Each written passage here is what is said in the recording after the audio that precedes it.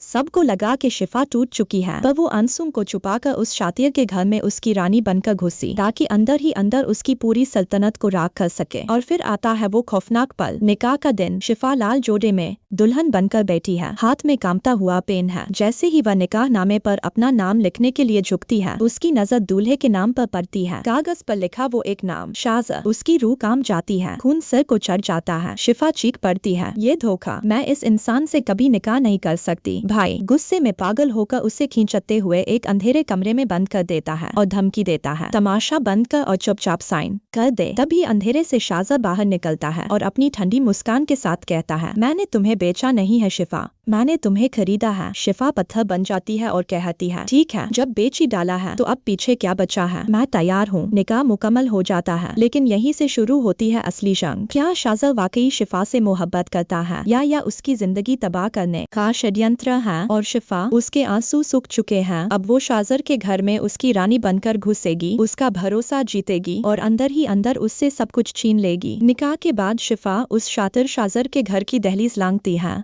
जिसने उसे खरीदा था। सब सोचते हैं कि शिफा अब पूरी तरह टूट चुकी है, लेकिन उसके दिल में नफरत की आग सुलग रही है। वो अपनी आंखों के सारे आंसू पीकर शाज़र के सामने एक आदर्श बीवी होने का ऐसा खतरनाक ड्रामा रचती है कि शाज़र पूरी तरह उसके प्यार में अंधा हो जाता है। वो अपनी सारी तिजोरियों और काले कारोबार की चाबियां शिफा के हवाले कर देता है, लेकिन शाज़र इस बात से बेखबर है कि जिस सांप को उसने पाल रखा है वो अंदर ही अंदर उसे डसने की तैयारी कर रहा है। एक रात जब शाज़र गहरी नींद में होता है, शिफा चुपचाप उठकर उसकी तिजोरी की तरफ बढ़ती है। जैसे ही वह लॉकर खोलती है, तभी पीछे से शाज़र की ठंडी आवाज गूंजती है, इतनी रात को क्या ढूंढ रही हो मेरी जान? शिफा की सांसें थम जाती हैं। क्या शाज़र का पर्दाफाश हो गया? जानने के लिए चैनल को सब्सक्राइब कर